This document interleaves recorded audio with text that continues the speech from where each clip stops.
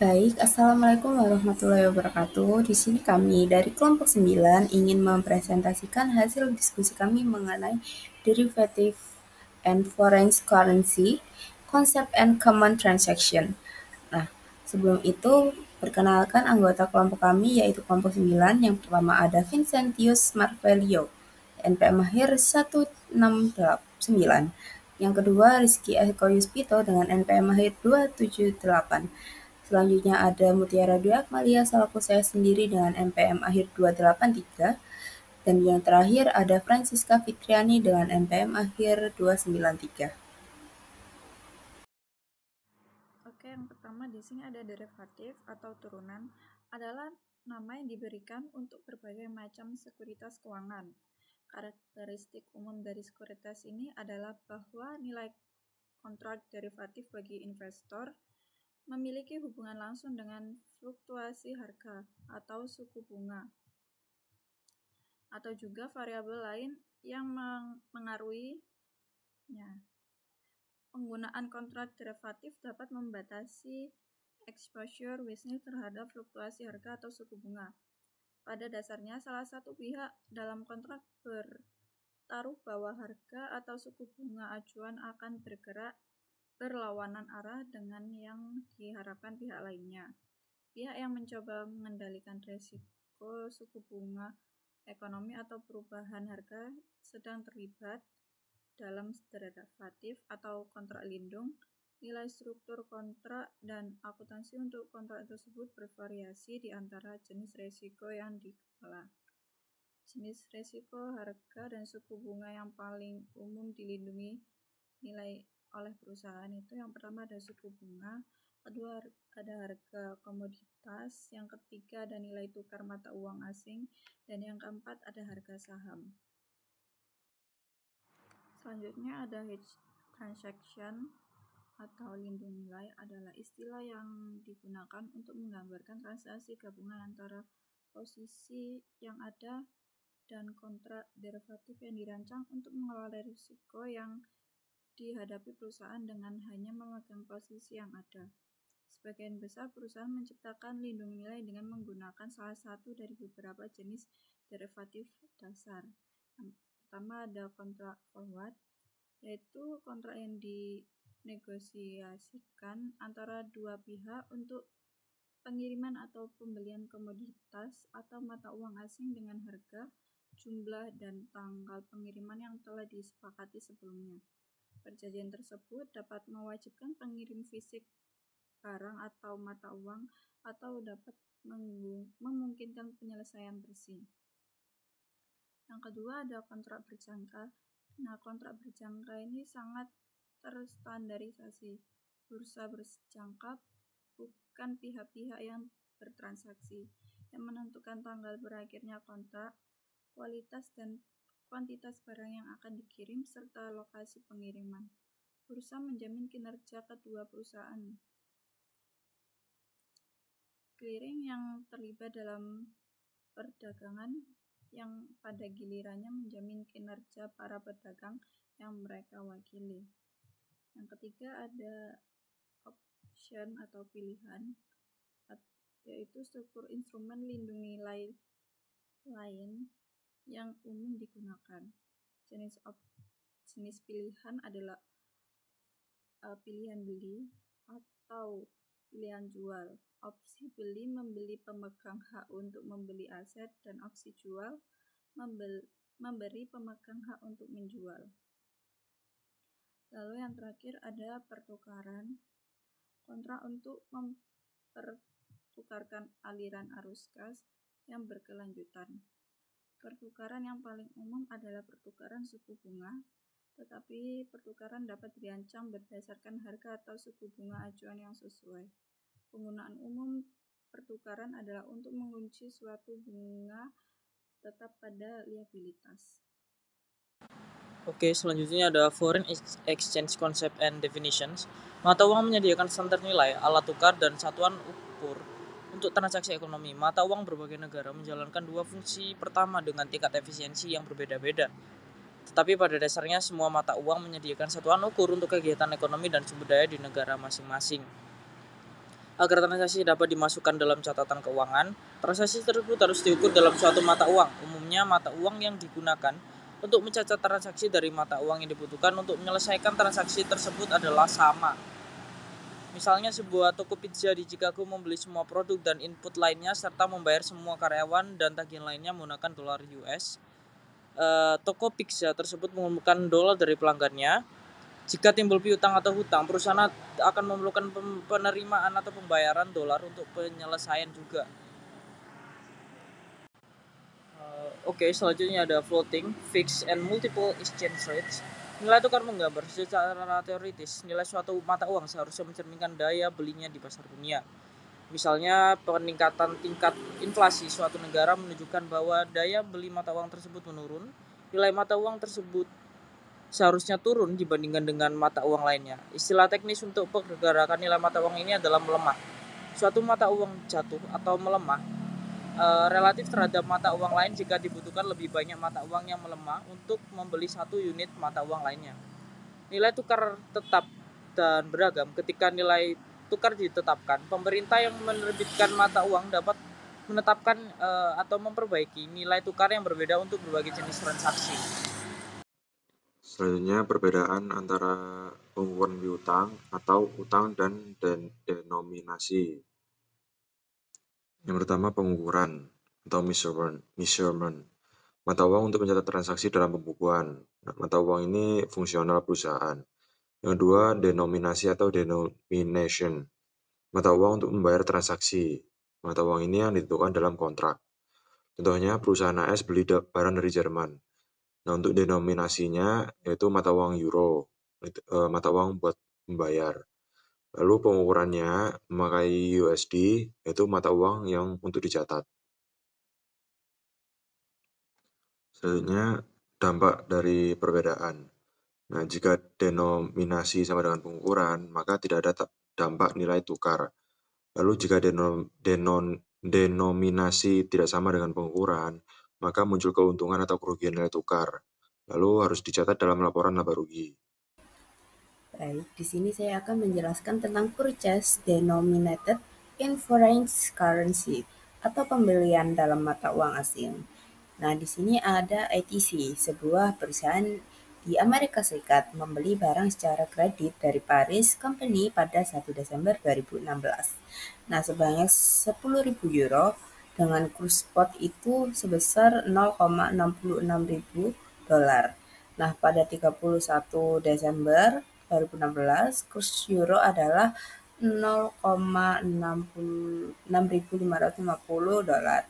Dan pada 30 Januari 2017 akan dilunasi kurs spot euro menjadi 0,66650 dolar. Nah, di sini kita mencatat transaksi jurnalnya yaitu inventory pada akun payable sebesar 6.600 itu pada 1 Desember 2016 untuk mencatat penjualan pembelian dari merchandise dari Paris Company. Nah, yang kedua di sini mencatat pada tanggal 31 Desember 2016 yaitu ada akun payable pada exchange gain ada keuntungan 50 itu didapat dari 6.600 dikurangi 6.550 itu. Nah, itu untuk menyesuaikan akun payable, menyesuaikan piutang, menyelesaikan utang untuk di exchange itu. Untuk transaksi pada tanggal 30 Januari 2017 sendiri yaitu jurnalnya akun payable sebesar 6.600, terus exchange loss-nya ada loss sebesar 100 dan cash-nya sebesar 6.650. Jadi itu menyatat pembayaran full kepada Paris Company. Nah, itu kan euronya 10.000 dikali sama ini rating spotnya yaitu kan 0,6650 itu. Jadi begitu untuk schedule-nya sendiri di sini ada tanggal 1 Desember spot rate-nya sebesar 0,6.600 sehingga inventory yang dikeluarkan ada 6.600. Nah, untuk account payable-nya sendiri juga sama 6.600 sehingga gak ada gain atau loss. Sedangkan di Desember 31 Desember di sini spot rate-nya itu turun 50 dolar. Jadi inventorinya yang awalnya 6.600 itu jadi 6.550. Jadi ada keuntungan 50. Sedangkan untuk tanggal 30 Januari di sini spot rate-nya sama kayak tanggal 31 Desember yaitu 6.650 tapi inventorinya sama 6.600. Lalu account payable-nya yaitu turun sebesar 6.650 sehingga dapat loss 100.000. Dan untuk overall-nya sendiri kita mengalami kerugian 50.000. Yang selanjutnya di sini ada sales denominated in foreign currency atau penjualan. Kalau tadi kan pembelian, sekarang penjualan dalam mata uang asing. Nah, di sini ada contoh ilustrasinya pada 15 Desember 2016, ETC ini menjual barang ke Roma Company sebesar 20.000 euro dengan kurs spotnya itu 0,6625 dolar per euro. Nah, pada 31 Desember 2016 ini kurs spotnya itu jadi naik sebesar 6.550, naiknya 25 dolar, 0,25 dolar. Nah, dan pada 15 Januari saat pembayaran diterima, kurs spotnya itu juga naik lebih tinggi, yaitu sebesar 6.700. Nah, euro ini kemudian dikonversi menjadi dolar pada 20 Januari sebesar 6.725. Nah, setiap transaksi kita jurnal dulu, yaitu yang pertama pada 15 Desember di sini ada untuk mencatat penjualan ke Roma, yaitu account receivable pada sel sebesar 13.250, yaitu dari 20.000 euro dikali 0,6625 itu ratingnya.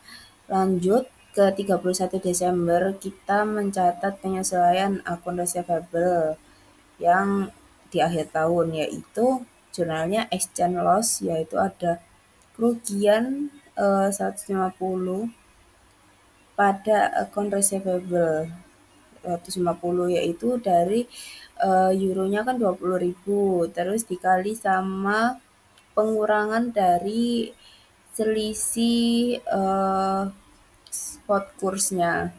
Lalu transaksi 15 Januari yaitu untuk mencatat utang yang sudah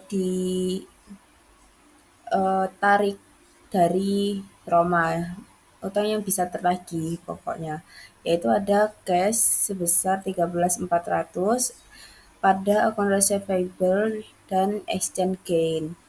Account receivable-nya 13.000 sedangkan exchange gain-nya 13.000. Nah, untuk mencari cash-nya yaitu 20.000 dikali 6.700. Sedangkan untuk mencari gain-nya sendiri yaitu dari 0,6.700 dikurangi dari 6.500 sekian ini. Selanjutnya di transaksi 20 Januari yaitu untuk mengkonvert 20.000 euro itu ke US dollar, yaitu jurnalnya cash pada exchange gain dan cash. Cashnya itu FC, yaitu cashnya sebesar 13.450, dapat gain 50 dan cashnya sendiri jadi 13.400. Nah, 13.400 itu dari 20.000 dikali 0,6725. Untuk rinciannya sendiri karena tanggal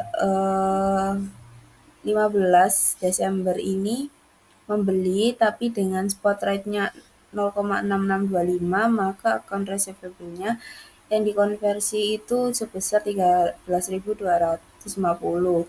Jadi penjualannya itu ada 13.250, tidak mencerminkan gain or loss. Lalu yang kedua di sini ada financial statement pada 31 Desember. Spot rate-nya sama 6.550, sehingga account receivable-nya yaitu sebesar 13.100. Nah, untuk penjualannya ini tidak bisa diubah, jadi kita dapat loss sebesar 150.